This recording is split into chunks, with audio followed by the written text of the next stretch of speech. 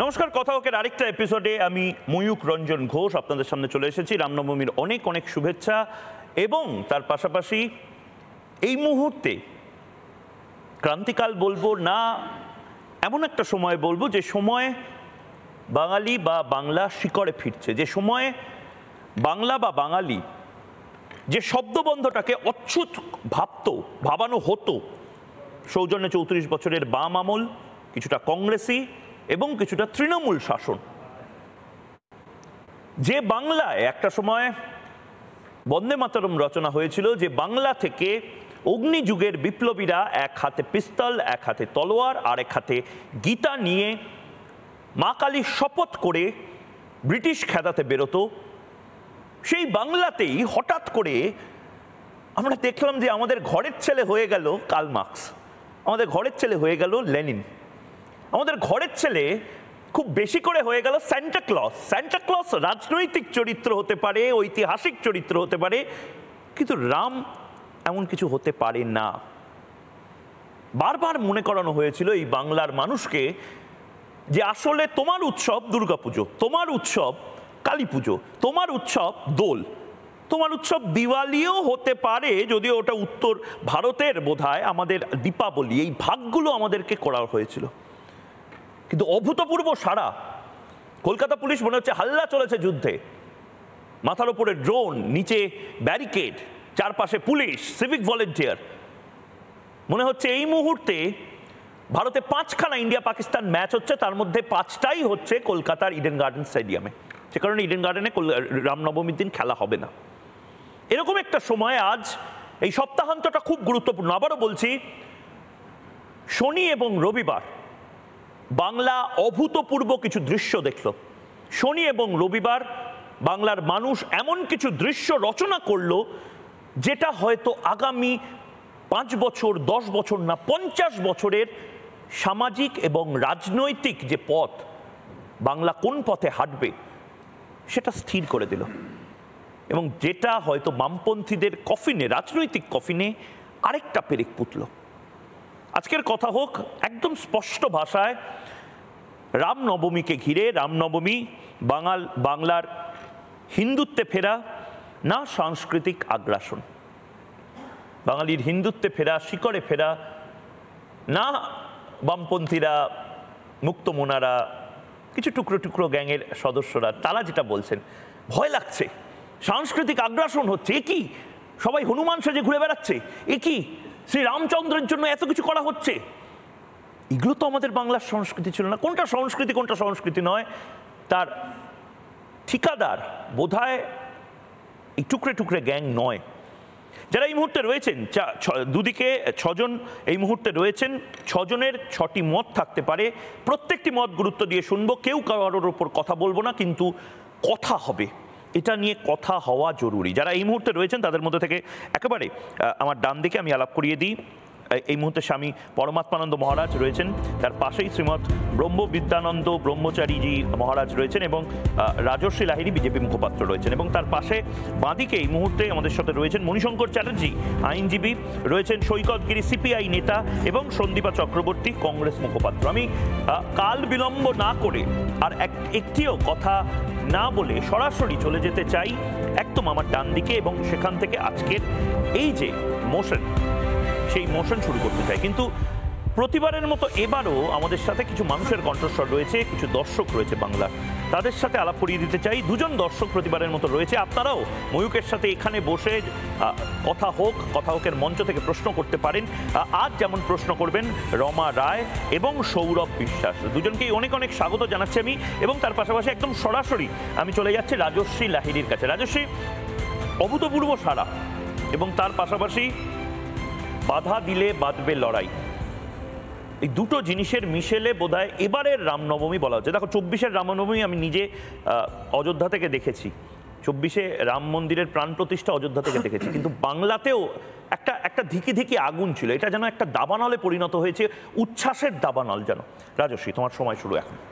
ময়ূকদা, যে রাজ্যে কৃত্তিবাস ওঝার ছাড়া 51টি রামায়ণ রচনা হয়েছে প্রাচীনকাল থেকে, গৌড়বঙ্গের সময় থেকে, যে রাজ্যে জয়ানন্দ, যিনি মহাপ্রভু চৈতন্যদেবের জীবনী রচনা করেছিলেন, তার কুলদেবতা হচ্ছেন শ্রীরাম। যে রাজ্যে রামায়ত বৈষ্ণব সম্প্রদায়ের উল্লেখ আছে, গৌড় বৈষ্ণব সম্প্রদায়ের আগে যারা পরবর্তীকালে মিলেমিশে যান, যে রাজ্যে বাড়ির ছেলের নাম আমাদের ঠাকুরদাদাদের জেনারেশন অবধি রাখা হতো রামমোহন, রামকৃষ্ণ, রামব্রহ্ম, রঘুবীর, রঘুনাথ, যে রাজ্যে মিষ্টির নাম সীতাভোগ, জেদের নাম অঙ্গদের পা, বড় পরিবারের নাম রাবণের গোষ্ঠী, সেখানে রামায়ণের প্রাধান্য থাকবে না। যে রাজ্যে বাঙালি রানী ভবানী তিনি দর্শন পেয়ে মাটির খুঁড়ে রাম, সীতা, হনুমানের মূর্তি উদ্ধার করে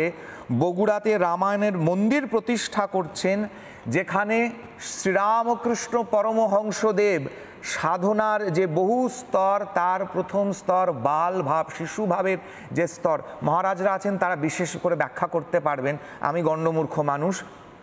সেই জটাধারী সন্ন্যাসী রামলাল্লাকে নিয়ে এসেছেন দক্ষিণেশ্বরে, সেই সাধনার প্রথম স্তর অতিক্রম করছেন।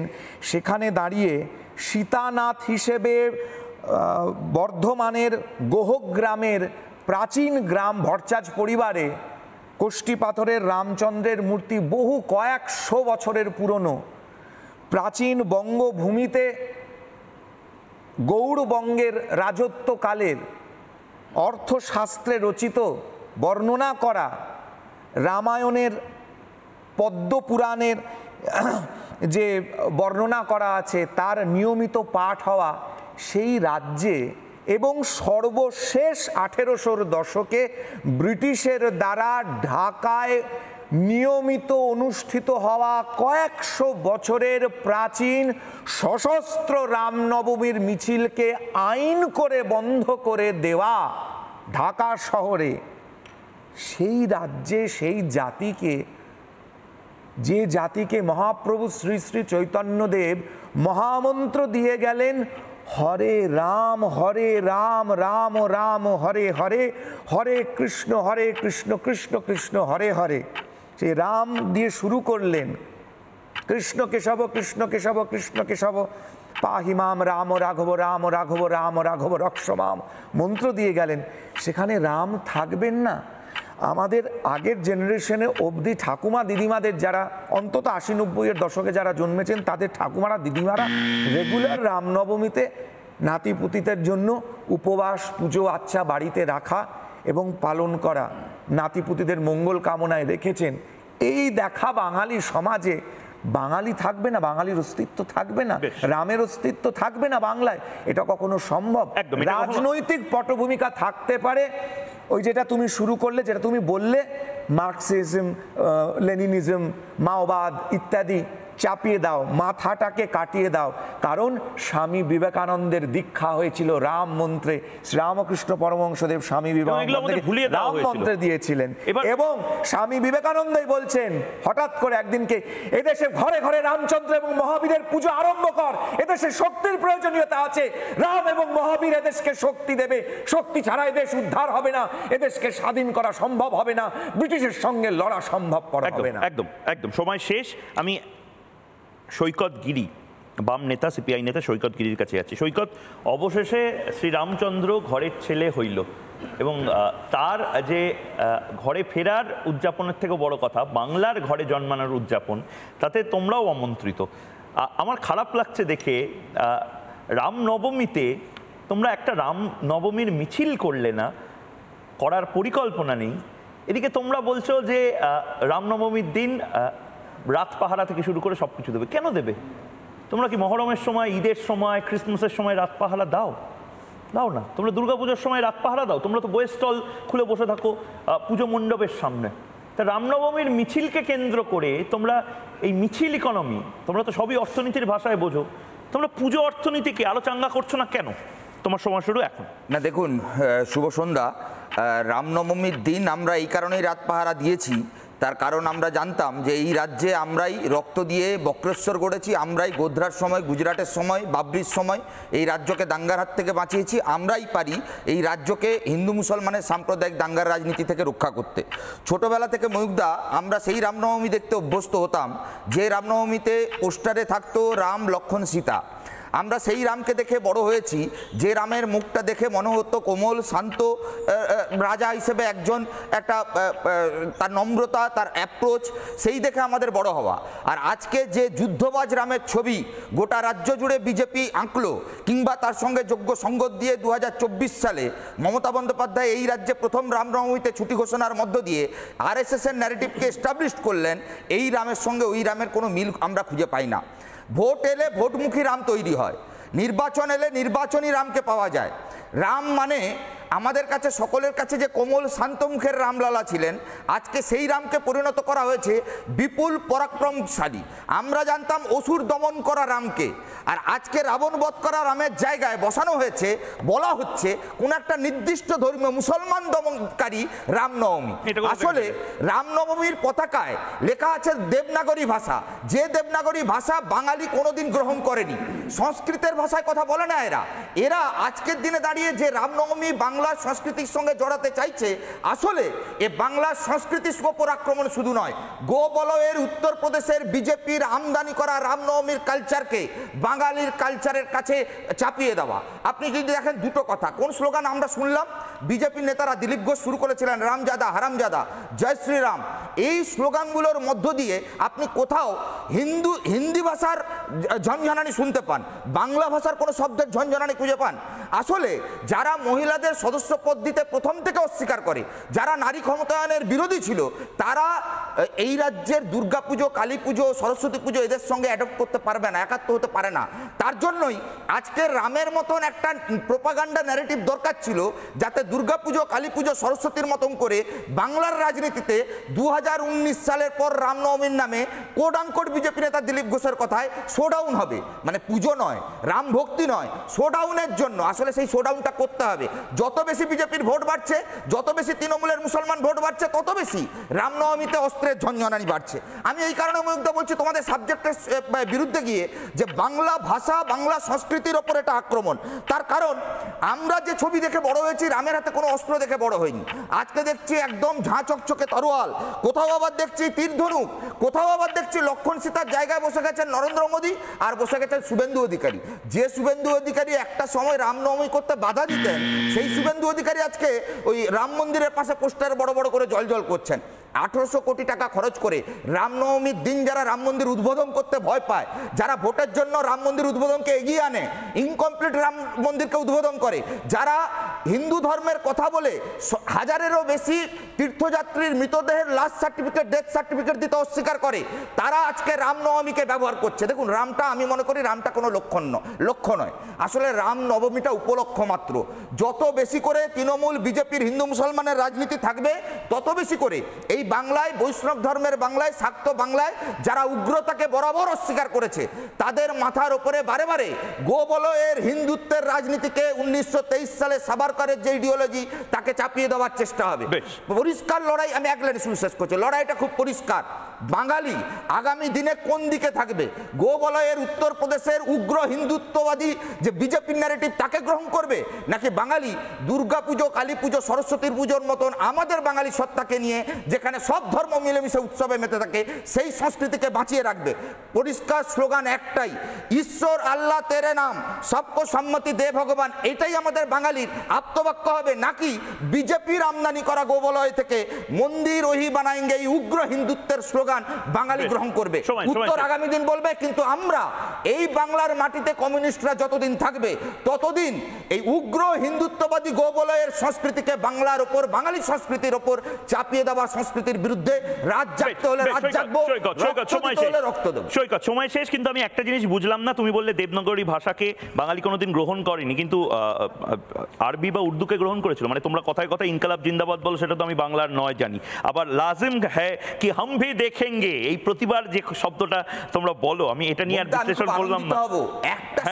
একটা স্লোগান বাংলার বিজেপির নেতারা, আরএসএস এর নেতারা রামনবমী। আচ্ছা, আমাকে একটা কথা বলো, জয় দুর্গা, জয় ভবানী, ইনকালাব জিন্দাবাদ, এটা একসাথে বলতে অসুবিধা কি? দুর্গা তো তোমাদের। আমরা জয় মা কালী জয় মা দুর্গা বলে ভোট চাইতে যাই না মমতা, আমরা জাতের বদলে ভাতের কথা বলে ভোট চাইতে যাই।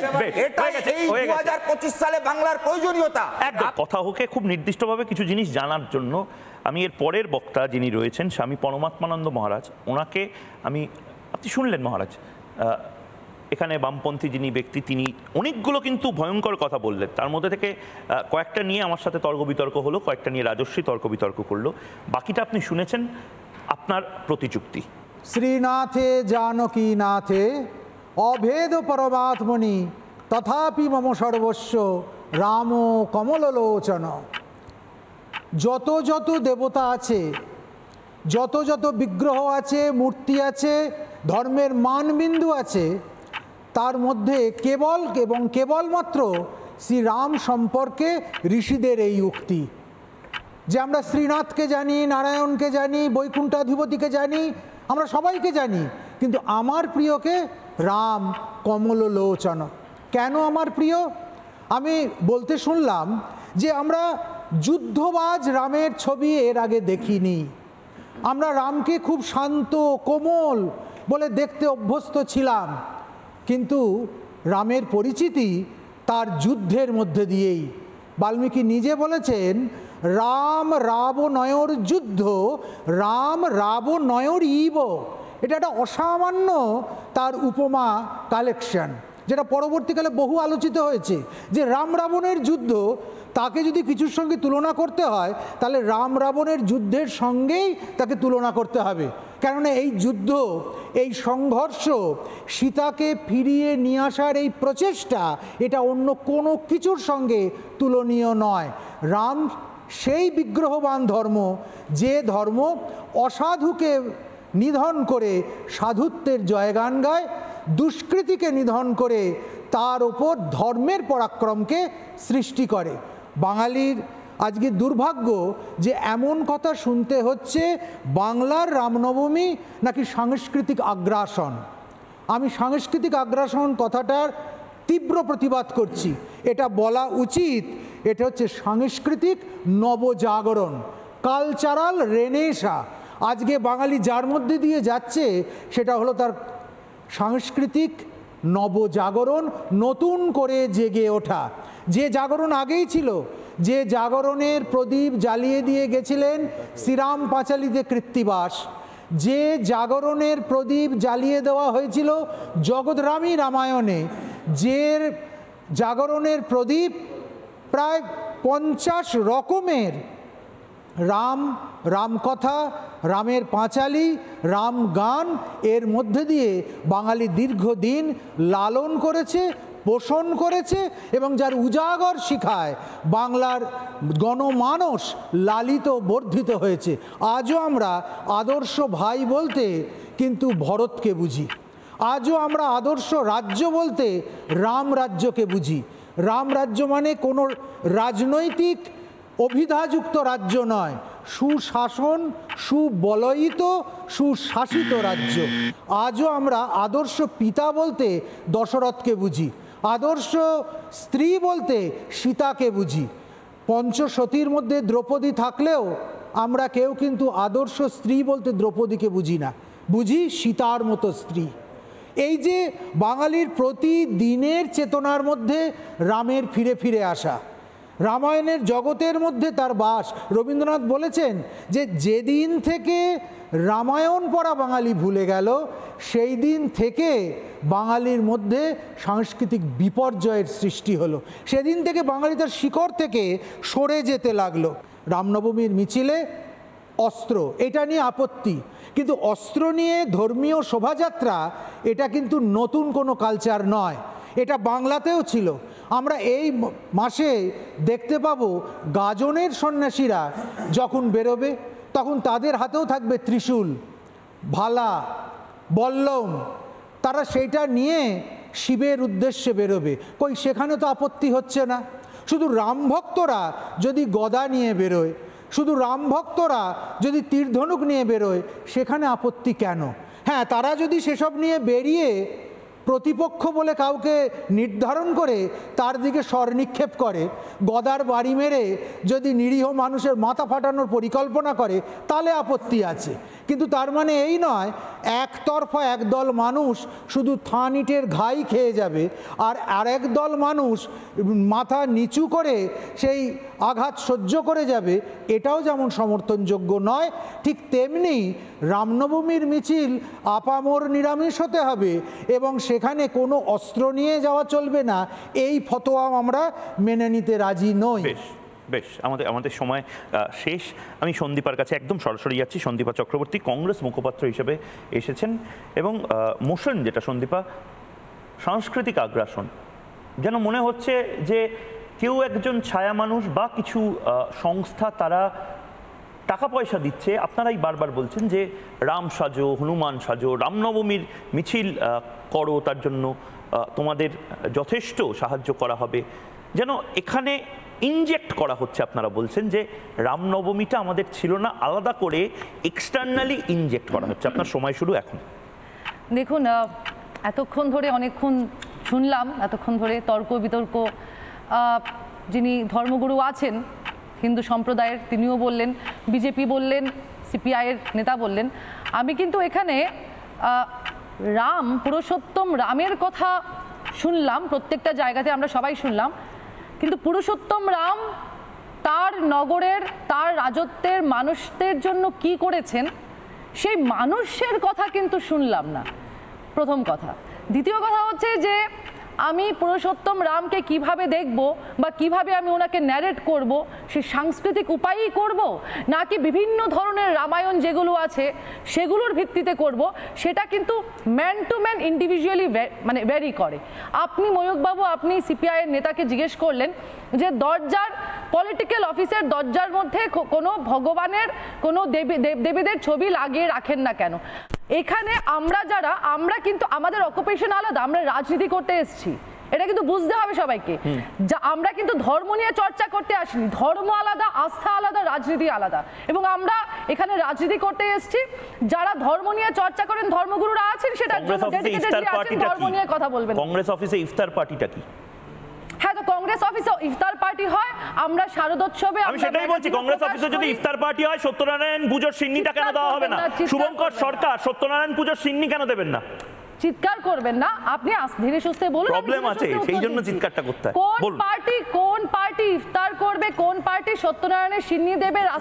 রাষ্ট্রপতি ভবনে ইফতার পার্টি হচ্ছে, সত্যনারায়ণের পাঁচালিটা পড়া হয়, হরিনাম সংকীর্তন করা হয় না, লক্ষ্মীর পাঁচালি পড়া হয় না। আমাদের কথা হচ্ছে আমি আমার ঘরে কি করব কি না করব সেটা একান্ত ব্যক্তিগত আমাদের ব্যাপার। এখানে যখন এসছি এইখানে রাজনীতি করব। আপনি বলুন না তাহলে হিমাচলী রামায়ণে কেন লেখা আছে যে দেবী সীতা হচ্ছে রাবণের মেয়ে? এই বাংলা, যে বাংলাতে আমরা আছি, এই বাংলায় চন্দ্রাবতী রামায়ণে একজন সীতাকে দেখিয়ে একজন মহিলার পুরো জীবন দর্শন শুরু থেকে শেষ অবধি ব্যক্ত করা হয়েছে। সেটা নিয়ে আমরা কতজন কথা বলি? আমরা উদ্ধত্ত রামায়ণ নিয়ে কথা বলি, যেটা ওই রামায়ণের, বাল্মীকি রামায়ণের সমসাময়িক রামায়ণ, সেটা নিয়ে কি আমরা কথা বলি? আমার কাজ এটা নয়, আমার কাজ যারা ধর্মগুরুরা আছেন সেটা করবেন। আমি এখানে রাজনীতি করতে এসেছি, মানুষের কথা বলতে এসেছি, আমি এখানে অন্ন বস্ত্র বাসস্থানের কথা বলতে এসেছি, আমি এখানে বলতে এসেছি পুরুষোত্তম রামের সময় ওনার রাজত্বে মানুষ থেকে শুরু করে প্রত্যেকে কিভাবে তাদের জীবনযাপন করত, সেই ভালো জিনিসটাকে আমরা কি এখন অ্যাডাপ্ট করতে পারছি? আমরা পুরুষোত্তম রামকে কখনোই আমরা অচ্ছুত ভাবিনি। হ্যাঁ, তাদেরকে অচ্ছুত ভাবি যারা পুরুষোত্তম রামের নাম নিয়ে যারা নর্দমার রাজনীতি করে এবং সেই নর্দমার রাজনীতির দালালি করে, যে মুখোশগুলো, তাদেরকে আমরা অচ্ছুত ভাবি। কিন্তু এবার বাঙালির যে এত উদযাপন, এটা নিয়ে কি বলবেন? বাংলার যে উদযাপন, তার যে রামনবমীকে আপন করে নেওয়া, রাম তো বাঙালির ছিল, কিন্তু হঠাৎ করে তাকে যেন বলা হয়েছিল যে সে সৎ সন্তান। তারপরে আবার নতুন করে, যেটা পরমাত্মানন্দজি বলছিলেন যে নবজাগরণ হচ্ছে এবছরটা 2025-এর রামনবমী, এটা নিয়ে আপনার কি বক্তব্য? না, দেখুন, যাদের রামনবমী করার ইচ্ছে তারা রামনবমী করবে। আর রামকে কে অচ্ছুত বলেছে? না, কে সৎ সন্তান বলেছে, কে অচ্ছুত বলেছে, তার ঠেকা কংগ্রেস আমরা নেব না। আমরা তো বলিনি কখনো। কে বলেছে? যারা বলেছে তাদেরকে গিয়ে জিজ্ঞেস করুন। আপনি বলুন না আমরা যে কালী পুজোটা করি, গোবলয়ে গিয়ে বলুন না আমরা কালী পুজোতে যা যা নিয়ম কানুন পালন করি সেইগুলো ওরা করুক। আপনি বলুন না কার্তিক পুজো করার জন্য বলুন না, আপনি বলুন না যে এই যে পাঁচালীর কথা বললাম, সত্যনারায়ণের পাঁচালীটা পড়তে, এই যে কৃত্তিবাস ওঝার কথা বলা হচ্ছে, উনি কি রামায়ণ রচনা করেছেন? না, উনি কি রামায়ণ রচনা করেছেন? যে বাল্মীকি, না তুলসীদাস 15th সেঞ্চুরিতে যে রামায়ণ লিখে গেছিলেন সেটাকে বাংলায় ইন্টারপ্রেট করেছেন কৃত্তিবাস ওঝা, এবং যেন আমরা বাঙালিরা, সেটা 16th সেঞ্চুরিতে করা হয়েছিল, যেন আমরা বাঙালিদের কাছে যেন বাংলায় আমরা রামায়ণটা পড়তে পারি, কেননা উনি আওয়াধি ল্যাঙ্গুয়েজে লিখেছিলেন। সময় শেষ। না সময় শেষ করলে চলবে না। আরে সময় তো, আরে আপনাদের সময় তো শেষ হবে। রাম নিয়ে যখন কথা উঠবে তখন রামের রাজত্বের মানুষরা কিরকম ছিল সেটা নিয়ে কথা হবে। আমি একদম যারা রাজনীতি করে আপনারা তাদের দালালি করা বন্ধ করুন। বেশ, হয়ে গেছে, সময় শেষ। আমি একটা লাইন, 30 সেকেন্ড। এক নম্বর কথা, এটা তথ্যগত ভুল। কৃত্তিবাস ওঝার পরে তুলসীদাস, কৃত্তিবাস ওঝার 200 বছর পরে তুলসীদাস রামচরিতমানস রচনা করেছিলেন। তাই তুলসীদাসের রামচরিতমানস বাংলায় কৃত্তিবাস ইন্টারপ্রেট করেননি, এটা টেকনিক্যাল ভুল। আমি এবার একদম সরাসরি শ্রীমৎ ব্রহ্মবিদ্যানন্দজির কাছে যাব। আপনি শুনলেন কংগ্রেস মুখপাত্র কি বললো, এরপরে যিনি তৃণমূল কংগ্রেস সমর্থক বা আইনজীবী এই মুহূর্তে রয়েছেন তিনিও বলবেন।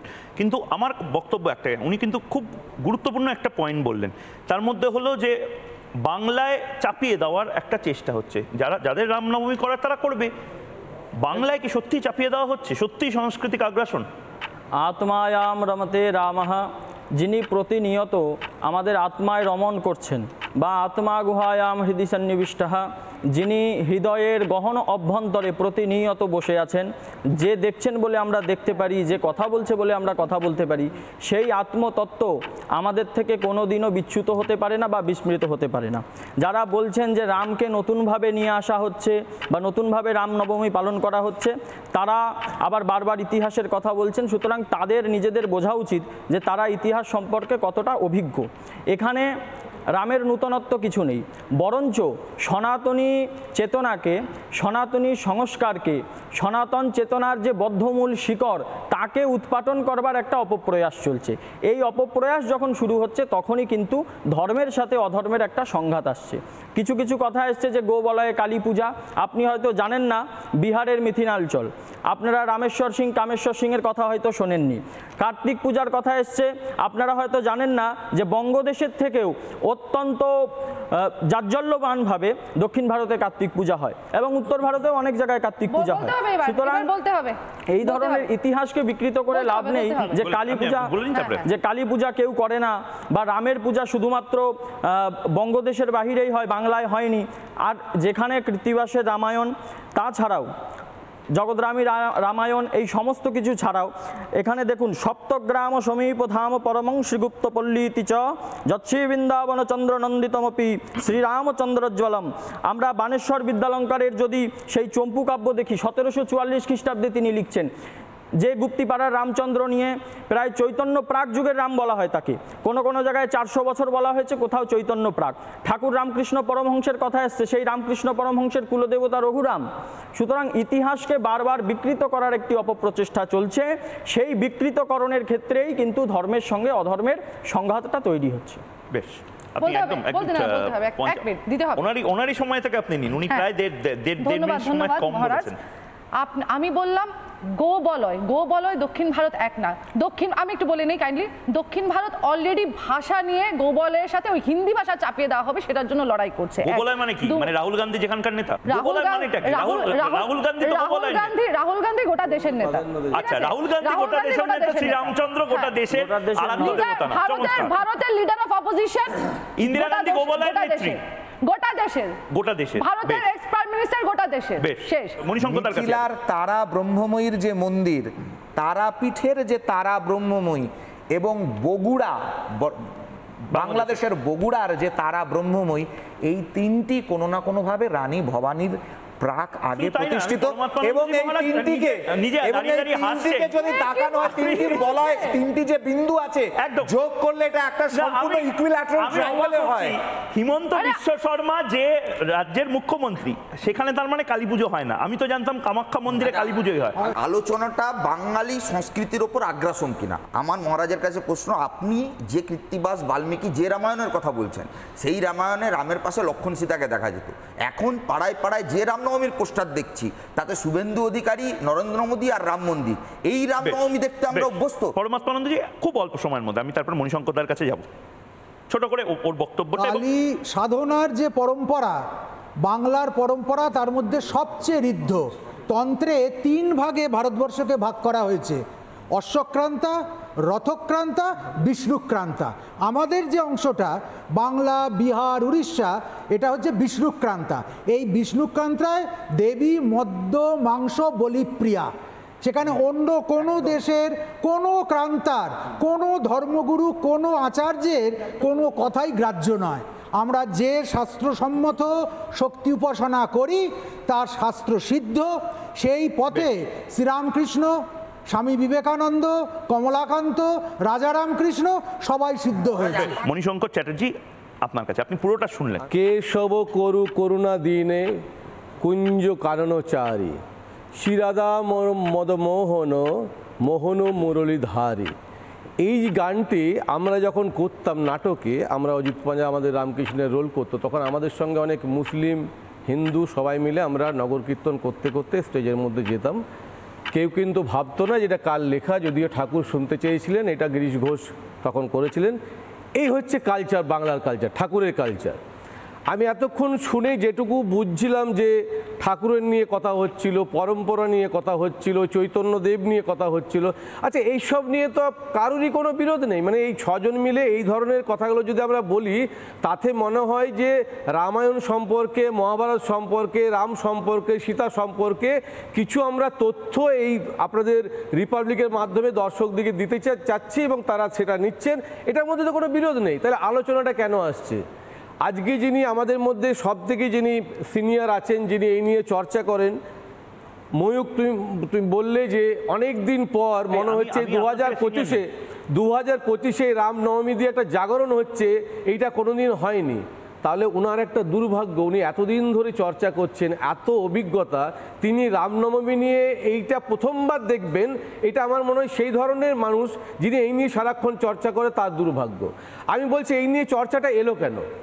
এলো এই জন্যেই যে রামকে যখন একটা কোনো বিশেষ ধর্মকে নিয়ে, সে ধর্মের সঙ্গে রাজনীতি ঢুকিয়ে দিয়ে যখন এই আলোচনাটা বেশ কয়েক বছর ধরে শুরু হয়েছে, তখন থেকেই রামনবমী নিয়ে চর্চাটা বেশি শুরু হয়েছে। আমার গ্রাম বাঁকুড়ার একটা প্রত্যন্ত গ্রাম তিলুড়িতে প্রতি বছর বাসন্তী পুজো হয়। ছোটোবেলার থেকে বাড়িতে বাসন্তী পুজোয় যাই, আগামীকাল চলেও যাব। কিন্তু আমরা দেখেছি সেই বাসন্তী পুজো কিভাবে হয়। সেই জায়গা থেকে এখন আতঙ্ক পাই যে আমরা যখন গ্রামে ঢুকবো, তার 5 কিলোমিটার দূরে এমন একটা আস্ফালন, এমন একটা মিছিল শুরু হবে, গ্রামে ঢুকতে পারবো কি না সেটা নিয়ে চিন্তিত থাকবো। তাহলে এই ধরনের শোভাযাত্রা কি আমরা অ্যাকসেপ্ট করব, যেখানে ছোটোবেলার থেকে শান্তিতে প্রত্যেক ধর্মের মানুষ একসঙ্গে আমরা মেলায় যেতাম? ধর্ম কি বলে? যে কোনো ধর্মের সংজ্ঞা হলো মহাজাগতিক শৃঙ্খলা এবং আইন। আপনি যদি, যিনি হিন্দু ধর্মের নিয়ে কথা বলছেন, একদমই ঠিক, হিন্দু ধর্ম এত প্রাচীন এবং হিন্দু ধর্ম অন্য ধর্মের অভিভাবক। অন্য ধর্ম কি শিক্ষা দেয়? তাহলে একটা ধর্ম আরেকটা ধর্মকে কি শিক্ষা দেবে? ধর্মাচরণ কীরকম হবে, পবিত্রতা কীরকম থাকবে, খাদ্যাভ্যাস কীরকম হবে, সেটার থেকেও পবিত্র আহার যেন হয়, মানুষের সঙ্গে ব্যবহারটা যেন ঠিক হয়, একটা ধর্ম আরেকটা ধর্মকে শেখাবে। এটাই তো হিন্দু ধর্ম অভিভাবক হিসেবে কাজ করবে, নাকি একটা ধর্ম আরেকটা ধর্মকে আঘাত করবে? আমরা জানি এই যে রামের যে রামনবমী, সেটা হচ্ছে রামের জন্মদিনে। কোনো মানুষের জন্মদিনে আমরা ন্যাচারাল ওয়েতে কী করি? আমরা ন্যাচারাল ওয়ে থেকে অস্ত্র নিয়ে যাই। উনি খুব ভালো কথা বলছে যে গদা দিয়ে যদি কাউকে মারতে যায়, সেটা হচ্ছে যে এই শোভাযাত্রার খুব খারাপ দিক, কিন্তু এই শোভাযাত্রা হয়ে থাকে। কিন্তু সত্যি সত্যি মানুষ আতঙ্কে থাকে যখন বলে এই আমরা অস্ত্র নিয়ে বার হলাম, কারো ক্ষমতা থাকলে আমাকে আটকাও, তার মানে অস্ত্রটা সেখানে প্রয়োগ করা হবে। তাহলে অস্ত্র নিয়ে যদি আমি একটা রামনবমীর মিছিল বার করি, তাতে যদি অশান্ত হয়, তার জন্য আমাদের পুলিশ আছে, তার জন্য আমাদের রাজ্য পুলিশ, না পারলে সেন্ট্রাল পুলিশ আছে, আমাদের সরকার আছে। তাহলে আপনি একটা পরম্পরাকে বিচার করে শুধুমাত্র একটা ধর্মকে হাইলাইট করে অন্য ধর্মের প্রতি আঘাত করবেন, নাকি সংবিধান যেটাতে স্বীকৃতি দিয়েছে আর্টিকেল 25, 26, 27 থেকে 30 পর্যন্ত, যে প্রত্যেকটা ধর্মের উপর সমানভাবে সম্মান দেওয়া, সেইটা কি আপনারা দিচ্ছেন? আমি বলছি অধর্মকে বিনাশ করার জন্য যে ধর্মের বাণী নেমে আসবে রামনবমীর দিনে, তাহলে অধর্মকে বিনাশ করতে গেলে অন্য ধর্মের প্রতি আঘাত করাটাও কিন্তু একটা অধর্ম। তাহলে আপনি তো নিজে অধর্ম করছেন, সেইটাকে আগে দেখতে হবে। আর আপনার এমএলএ, বাগনানের এমএলএ সবার প্রথম এই রাজ্যে রামনবমীতে অস্ত্র হাতে মিছিল আমদানি করেছে, বিজেপি আমদানি করেনি, সবার প্রথম আমদানি করেছে অরুণ গোস্বামী রাজা।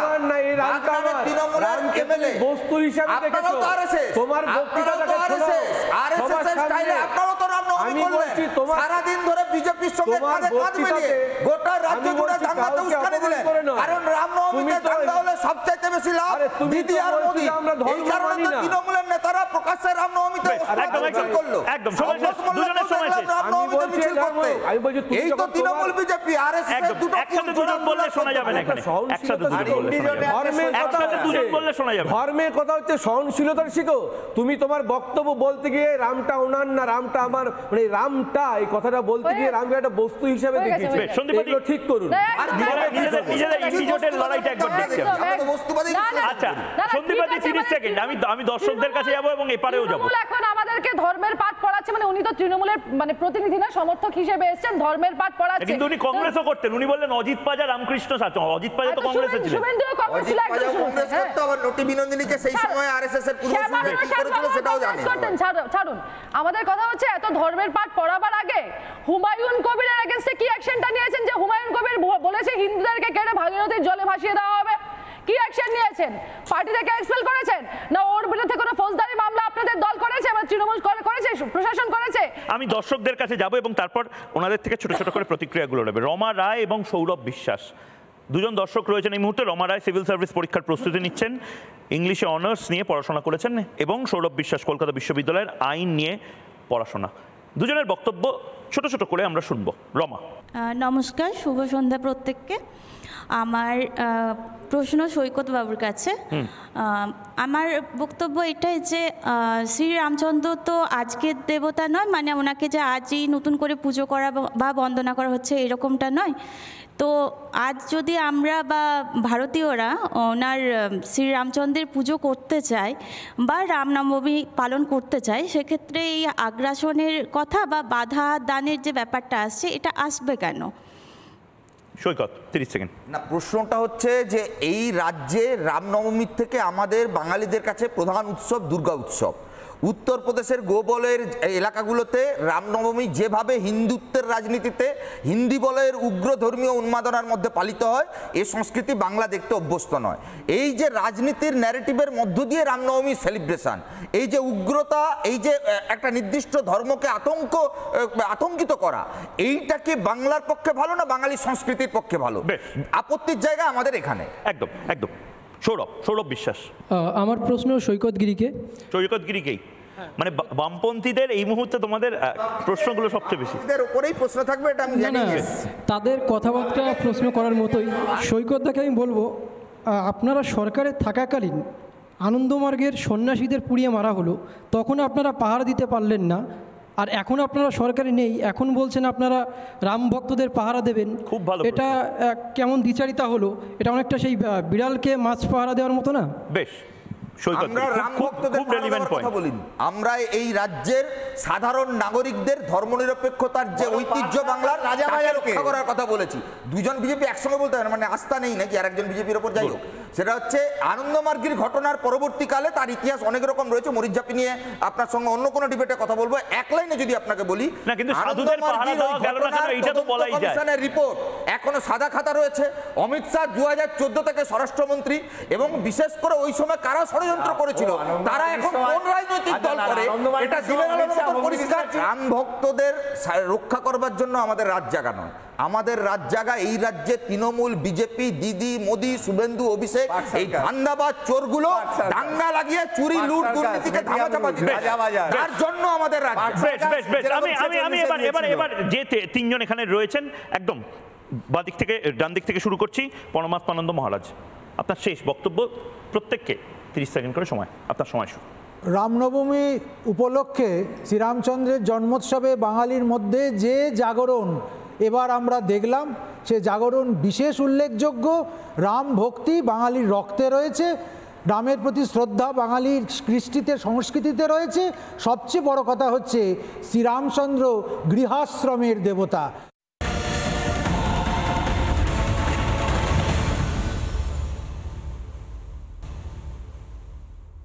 শ্রীরামচন্দ্র গৃহাশ্রমের দেবতা এবং রামায়ণ গৃহাশ্রমের কাব্য। যে গৃহের ভিত্তি ভেঙে দেওয়ার জন্য বাঙালির এত দুর্গতি, সেই গৃহের ভিত্তিতে, সেই পরিবারের ভিত্তিতে, সেই গৃহ রসের ভিত্তিতে যদি আবার আমরা ফিরে আসতে পারি, তাহলে মনে হয় আমাদের রাম চর্চা সার্থক হবে। আপনি বলবেন, 30 সেকেন্ড বলুন। হ্যাঁ, না সেটাই জানতে ইচ্ছে করছে যে একটা তো রাম মন্দির অযোধ্যাতে তো প্রতিষ্ঠিত হয়ে গেছে, বাংলায় শুনলাম একজন মহারাজ, উনিও রাম মন্দির দুজন একজন মহারাজ, আরেক শুভেন্দু অধিকারীও মহারাজ। কবে থেকে? না, শুভেন্দু অধিকারী কি প্রতিষ্ঠা করছেন? শুভেন্দু অধিকারীও তো কাঁথি থেকে। আপনি শুভেন্দু অধিকারী বললেন তো, আমি বললাম, আমি বলছি দুজন মহারাজ। আমি তো জানি একজন মহারাজ আর একজন শুভেন্দু অধিকারী। শুভেন্দু অধিকারী সেই শুভেন্দু অধিকারী যে কিনা, দেখুন আপনি জনপ্রিয় করে দিলেন যে শুভেন্দু অধিকারী তার মানে রাম মন্দিরের প্রতিষ্ঠা করছেন। কংগ্রেসের মুখপাত্র ঘোষণা করেছে, কাঁথি থেকে কোত্থেকে ঘোষণা করেছে। আর মমতা ব্যানার্জি নন্দীগ্রাম রেল স্টেশন করতে পারেননি, রাম মন্দির করবেন। এখানেই আমাদের এই ভোট রাজনীতির ন্যারেটিভের বিরোধিতা।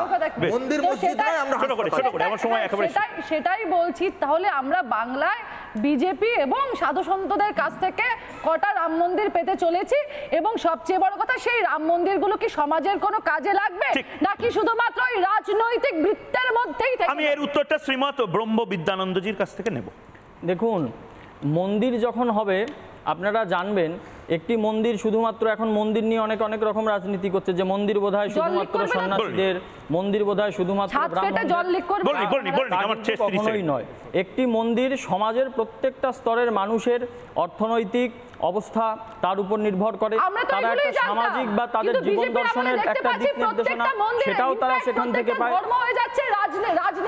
কখনোই না। আর আপনাদের, আচ্ছা আপনাদের এত মসজিদ হচ্ছে, তাতে আপত্তি নেই, মন্দির নিয়ে আপত্তি কেন?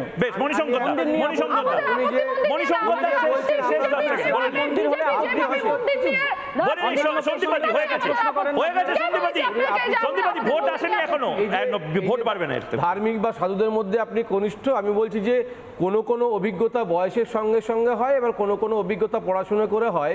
বয়সের সঙ্গে সঙ্গে যে অভিজ্ঞতা হয়, সেই পড়াশোনা করেও সেটা হয় না। যারা আছে আমাদের অভিজ্ঞতা বলছে যে ধর্ম নিয়ে যদি রাজনীতি করা হয়, এই দেশটা যে জায়গায় যাবে, কোনো কেন্দ্রীয় সরকার সে পতন আটকাতে পারবে না। সংবিধান স্বীকৃতি দিয়ে প্রত্যেকটা ধর্মকে সম্মান দেওয়া আমাদের। আমি মণিশঙ্কর দাকে শেষ বক্তা হিসেবে রেখেছিলাম, মণিশঙ্কর দা দিয়েই আমি আজকে শুরু শেষ করব। মণিশঙ্কর দা আপনি খুব ভালো কথা বললেন। না, আমি মণিশঙ্কর দাকে জিজ্ঞেস করতে চাই, মণিশঙ্কর দা, একদম মণিশঙ্কর দা, ধর্ম নিয়ে রাজনীতি করা উচিত নয়, কিন্তু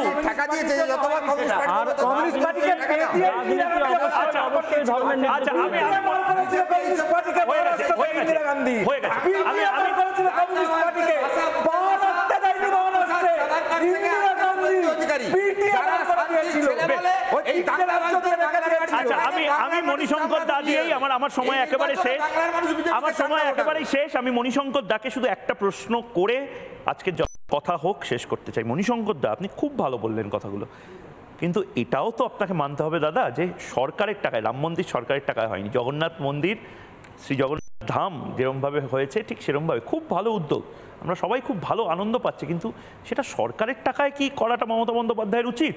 আচ্ছা, যখন একটা উচিত কি অনুচিত সেটা বলে আমি আজকের কথা শেষ করব। 10টা লোক হবে সেই মামলা, সেই সভা করার জন্য, সেই সভা করার জন্য মামলা করতে যাচ্ছ না, 10 জনের সভার অনুমতি দিয়ে মামলা করতে যাচ্ছ। একদম আমার সময় আমার সময় একেবারে শেষ। 43,000 আছে আরো। একদম রাজশ্রী, সন্দীপা, সৈকত, মণিশঙ্কর দা, দুই মহারাজ অনেক অনেক ধন্যবাদ। আমার দর্শক যারা রয়েছেন তাদেরকেও বলছি অনেক অনেক ধন্যবাদ। কথা হোক, আপাতত এখানেই শেষ করছি। বাকিটা বাংলার মানুষ বলুক। সোমবার থেকে বাংলার মানুষ তারা যেভাবে কাজকর্মগুলো করে তার পাশাপাশি নবজাগরণ হচ্ছে না আগ্রাসন হয়ে গেছে সেটা বাংলায় ঠিক করুক। একটা ছোট্ট বিরতি নিচ্ছি, বিরতির পর ফিরে আসছে আমি ময়ূক, সঙ্গে থাকুন।